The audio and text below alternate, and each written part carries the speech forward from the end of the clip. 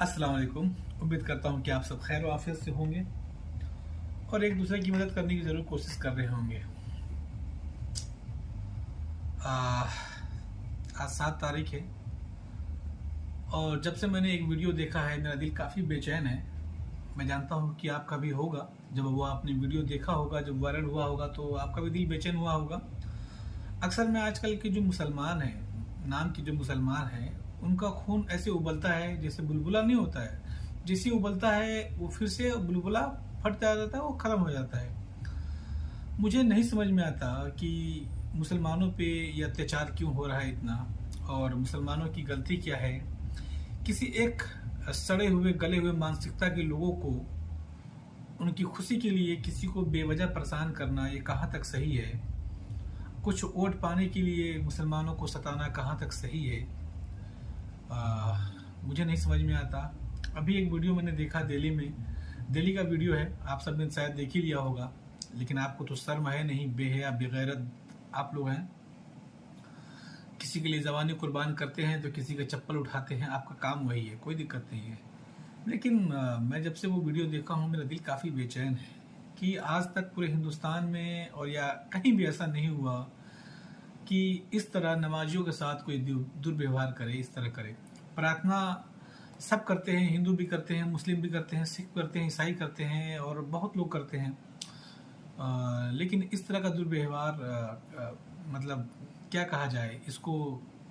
मैं उस अफसर को बस यही कहूँगा कि तुम्हारे बाप ने और तुम्हारी माँ ने शायद गोबर खा के तुम्हें पैदा किया होगा, और जिस राजनीति से प्रेरित होकर तुमने ये काम किया है, तुम्हारे आने वाली नस्लें भी वो गोबर और गू और मूत पिएंगी। गुस्सा तो बहुत आ रहा है, लेकिन मुसलमान हमेशा संविधान से चलता है और कानून पे भरोसा करता है, और हम उम्मीद करते हैं कि इस तरह के अफसर जिनकी मानसिकता सड़ी हुई और गली हुई है, जो पूरी तरह गल चुकी है, सड़ चुकी है, उन पे कार्रवाई सिर्फ उनको नौकरी से निष्कासित करना सही नहीं होगा। उस सड़े हुए मानसिकता वाले अफसर को उसको जेल में जाना चाहिए और उस पर केस चलना चाहिए। और मैं बात करूंगा मुसलमान तंजीम जो है, सिर्फ रोने और बिलखने से कुछ नहीं होगा, उस पर हर जगह FIR होनी चाहिए। जो मुसलमानों के धार्मिक से धर्म भावना को उसने आहत किया है जिस तरह, मतलब मैं समझ नहीं पा रहा हूँ कि मैं क्या बोलूँ क्या ना बोलूँ। आखिर सेकुलर पार्टियां और जो राजनीति हमारे देश में चल रही है, 70 साल से जो नफरत बो रहे थे आज वो आज बहुत पनप गई है। लेकिन याद रखिए ये नफरत बहुत दिन नहीं चलेगी। हिंदुस्तान में अभी भी बहुसंख्यक बहुत सारे ऐसे लोग हैं जो मोहब्बत से रहना चाहते हैं, अमन से रहना चाहते हैं, लेकिन वो चुप हैं, न जाने क्यों। याद रखिए अगर चुप रहना भी गुनाह में शामिल होता है, उन गुनहगारों के साथ आप भी शामिल हो जाएंगे अगर आप सही बयानी नहीं करेंगे, सच्चाई नहीं बयान करेंगे। अरे बाबर ने तोड़ा होगा, मस्जिद तोड़ा होगा, मंदिर तोड़ा होगा, जो तोड़ा बाबर ने तोड़ा, हमें उससे क्या मतलब।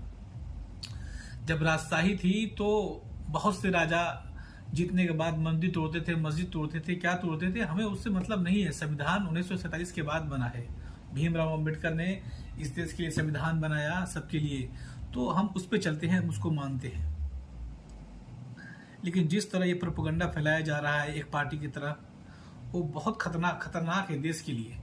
क्योंकि जब मुसलमान तो मायूसी तो मुसलमानों का पेशा नहीं को मायूस हो, लेकिन ये सब हालात देखते हुए बहुत अजीब सा लगता है कि एक तरफ मुसलमान यूएई में हिंदुस्तान के हिंदुओं के लिए, बहुसंख्यकों के लिए, अपने यहाँ जो जहाँ पे राजशाही है, जहाँ पे मुसलमान है, जहाँ पे राजा है, वहाँ पे हिंदुओं को एक मंदिर बना के दे रहे हैं। क्योंकि वहाँ के बहुत सारे हिंदू बाहर आके काम करते हैं, तो उनकी आस्था का ख्याल रख के।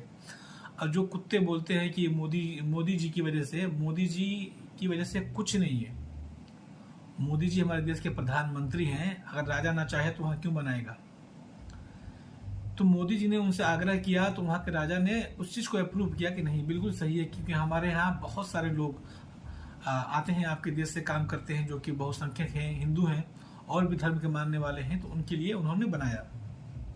किसी ने कोई विरोध नहीं किया। लेकिन नमाज पढ़ रहे दिल्ली में सड़क पे 2 मिनट के लिए उस सड़े हुए गले हुए मानसिकता वाले अफसर, उसको सस्पेंड नहीं करना है सिर्फ। अगर मुसलमान अभी भी चुप हो गए तो ये अच्छी बात नहीं है कि एक नमाजी को सजदे में है, उसको मारा जा रहा है। ये इजराइल नहीं है। तुम्हारा क्या बोलूं मैं, अगर तुम सामने होते तो मैं मारता ऐसा झापड़ कि तुम्हारा बाप दादा भी तुम्हें याद आ जाता।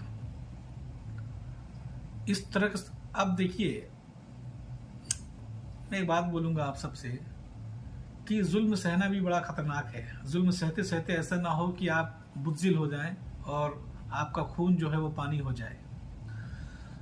संविधान के तहत, कानून के तहत आप पे अगर कोई इस तरह का हमला करता है, इस तरह कार्रवाई करता है, बेहिचक आप उसका जवाबी कार्रवाई करिए, सामने चाहे कोई भी हो। नहीं तो हालात बहुत बुरे हैं। शायद उनके दिमाग में बैठ गया है कि इनको कुछ भी करो तो इनको चूचा करते हैं, फिर चुप हो जाते हैं। नहीं चुप होना है इस बार। उस सड़े हुए मानसिकता वाले को जब तक जेल में नहीं डाला जाए, और सरकार भी है, संविधान भी है, और कोर्ट भी है। कोर्ट कैसा फैसला करता है ये तो हमने सबने देख ही लिया है, लेकिन अभी भी हमें यकीन है कोर्ट पे। कुछ जज तो ऐसे हैं जो अपने ईमान का गिरवी नहीं रखे हुए हैं, तो हमें अभी भी भरोसा है अपने देश के संविधान पर, कानून पर। लेकिन ऐसे सड़े हुए गले हुए लोगों को सजा सिर्फ जेल होनी चाहिए। सिर्फ नौकरी से निष्कासन ये हमें संतुलन नहीं देगा। ये हमारे धार्मिक भावनाओं को इस तरह आहत किया गया है, ये बिल्कुल बर्दाश्त नहीं किया जाएगा। और मुसलमानों से एक बात और, जो लोग अपने लीडर मानते हैं ना, अखिलेश यादव को, मायावती को और राहुल गांधी को, तुम्हें शर्म आनी चाहिए। बेहया बेगैरत चप्पल उठाने वाले लोग, ये हमारे लीडर कभी ना थे, ना है, ना कभी होंगे। ये हमारे लीडर नहीं हो सकते कभी भी। जब तक तुम अपने लीडरशिप नहीं पैदा करोगे, तुम्हारा हाल इससे भी बदतर होगा। मारे भी जाओगे, तुम्हारी कोई आवाज भी होगी नहीं, तुम्हारी आवाज भी नहीं उठाई जाएगी। कब समझोगे तुम्हारा वक्त नहीं आने वाला? मेहदी अलैहिस्सलाम नहीं आने वाले तुम्हें बचाने वाले, अभी बहुत वक्त है अभी आने में। तो तुम्हें नहीं समझ में आता तो मत समझो। राजनीतिक, अगर लोकतंत्र में अगर तुम्हारी राजनीतिक आवाज नहीं है तो तुम मतलब बहरे गूंगे सब हो, तुम्हारी आवाज कहीं नहीं सुनी जाएगी। MIM को मजबूत करो, असदुद्दीन अवैसी को मजबूत करो। डंके की चोट पे कह रहा हूँ, वही एक बंदा है, वाहिद बंदा है जो हमारी और आपकी आवाज को बुलंद करता है, हर जगह बेबाकी से बात करता है। और जो सड़े हुए गले वो चप्पल उठाने वाले जो नेता हैं, छुटपुटिये नेता, उनकी बात मत सुनो। आजम खान के साथ क्या हुआ आपने सब ने देखा, शहाबुद्दीन साहब के साथ क्या हुआ आपने सब ने देखा। उनके बुरे हाल में यूज किया गया और यूज एंड थ्रो। और ये लोग, दोनों लोग को मैं बताऊंगा, ये लोग बड़े ही वफादार बनते हैं कि हम इस पार्टी में हैं, हम इस पार्टी में छोड़ के कहीं नहीं जाएंगे। अबे तुम्हारा हाल देखो, न घर के हो न घाट के हो। एक का इंतकाल हो गया, दूसरा इंतकाल होने के कगार पर है। तुम्हारी राजनीतिक, तुम्हारा वर्चस्व सब खत्म कर दिया गया। सब मिली जुली सब चाल है, तुम्हें नहीं समझ में आता। कब समझोगे? ये वफादारी ना अपने खून से निकालो, अपने लिए वफादार बनो।